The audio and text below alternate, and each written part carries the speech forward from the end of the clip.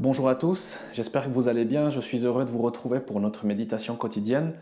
Nous allons nous retrouver ce dimanche en présentiel. Vous le savez, il y a la possibilité de réouvrir les lieux de culte avec, c'est vrai, un maximum de 30 personnes dans notre configuration. Nous pouvons largement ouvrir avec les mêmes normes qui étaient là avant ce deuxième confinement. Donc du coup, nous aurons la joie de nous retrouver pour ceux qui peuvent être là. Sinon, le culte sera aussi diffusé par vidéo en direct, comme cela était le cas avant ce deuxième confinement aussi. On va se faire du bien avec la parole de Dieu, je l'espère en tout cas, que Dieu puisse encore nous bénir et parler à chacun d'entre nous. C'est dans l'évangile de Jean que je vous invite à ouvrir vos Bibles dans le chapitre 16. Évangile de Jean, chapitre 16. La fin de ce chapitre, au verset 33, il nous est dit « Je vous ai dit ces choses afin que vous ayez la paix en moi.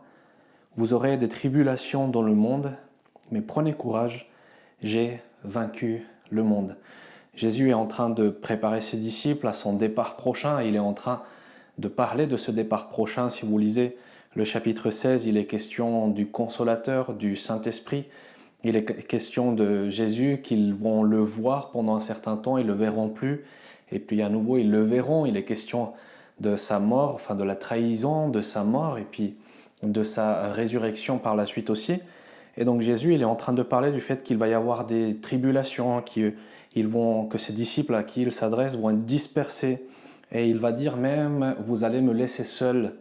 Et il dira, mais je ne serai pas tout seul car le Père est avec moi. Et nous le savons, je vous l'ai dit, il est en train de parler de l'épreuve qui arrive dans les chapitres suivants, où il va être sur la ligne droite, la dernière ligne droite pour son sacrifice, la trahison de Judas aussi, et puis le fait qu'il donne sa vie en sacrifice. Et donc Jésus, il va dire, je vous ai dit ces choses afin que vous ayez la paix en moi. La paix en moi, vous aurez des tribulations dans le monde, mais prenez courage, j'ai vaincu le monde. On trouve ici cette pensée que Jésus est celui qui a vaincu. Le mot ici dans l'original parle d'une victoire, de celui qui a remporté une victoire, celui qui est sorti victorieux d'une bataille ou d'un affrontement. Donc c'est le fait d'avoir cette victoire-là. Ici, il est dit « j'ai vaincu le monde ». Ça veut dire que Jésus est venu pour vaincre, pour remporter sa victoire. Et nous le savons comment il le fait.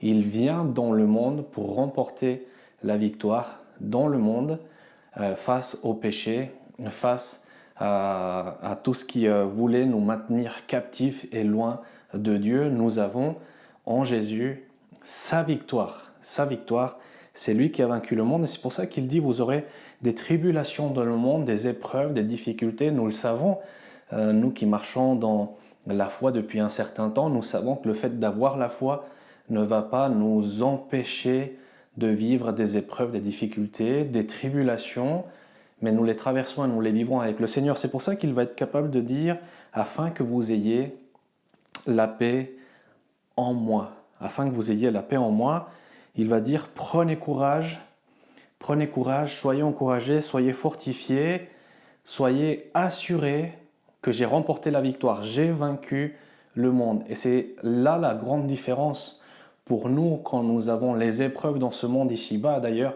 la Bible, elle nous dit que nos frères dans la chair vivent les mêmes épreuves que nous. Mais nous avons, pour ceux qui n'ont pas la foi, par rapport à ceux qui n'ont pas la foi, pardon, nous avons la possibilité d'avoir la paix en Jésus-Christ, notre confiance qui est placée en lui, notre appui qui est lui, notre espérance, puisque, nous le savons, il a vaincu le monde et sa victoire est certaine.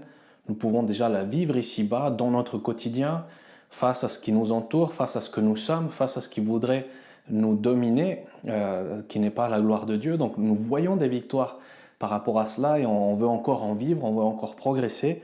Mais nous le savons aussi qu'à la fin, c'est le Seigneur, c'est Dieu, c'est l'Éternel qui a déjà d'avance remporté la victoire. Donc, ayez la paix de Dieu, ayons la paix de Dieu en Jésus-Christ. Il va le dire, et encore une fois, on peut relever ici le fait qu'il y a la parole, je vous ai dit ces choses, afin que vous ayez la paix. Comme je vous le disais, vous pouvez lire le chapitre, il est question du consolateur qui est envoyé, il est question de son sacrifice, il est question de sa victoire. Et c'est pour ça que les paroles que Dieu dépose dans notre cœur, les paroles que Jésus dit, et il me vient bien sûr cette réalité spirituelle que la foi vient de ce que l'on entend, et ce que l'on entend vient de la parole de Christ. Et c'est pour ça que nous pouvons être encouragés aujourd'hui, fortifiés, avec le regard sur nous-mêmes aujourd'hui, avec les victoires, avec la présence de Dieu, le consolateur qui est avec nous, et puis le regard d'espérance aussi. Vous savez combien ce sujet m'est cher, le regard d'espérance pour vraiment être dans la joie du retour prochain de Jésus-Christ. Donc soyons encouragés par ces paroles. Jésus est venu pour vaincre le monde et il nous donne sa victoire. J'ai vaincu le monde, prenez courage, j'ai vaincu le monde. C'est Jésus qui nous le rappelle au travers de sa parole aujourd'hui. Donc mon frère, ma sœur, prenons courage et nous allons de l'avant. Amen. Seigneur, merci parce que tu nous as, Seigneur, parlé de cette réalité que tu es venu et que tu as vaincu, Seigneur, que tu es parti pour revenir, Seigneur, chercher ton Église aussi. Nous avons cette espérance et cette foi que tu es parti, mais que nous n'avons pas été laissés seuls et orphelins, mais que le Consolateur est venu pour nous accompagner, pour être avec nous. Merci pour les paroles que tu nous as données. Merci parce qu'elles peuvent en nous nourrir notre foi, la faire naître pour que nous ayons la paix en toi. Je te prie pour chacun d'entre nous, pour tous ceux qui regardent cette vidéo, que ta paix vienne sur notre cœur, sur nos pensées, qu'elle vienne nous garder.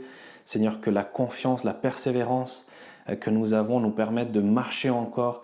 Et nous te prions pour celui ou celle, Seigneur, qui désespère, celui ou celle qui est dans l'épreuve, dans la difficulté.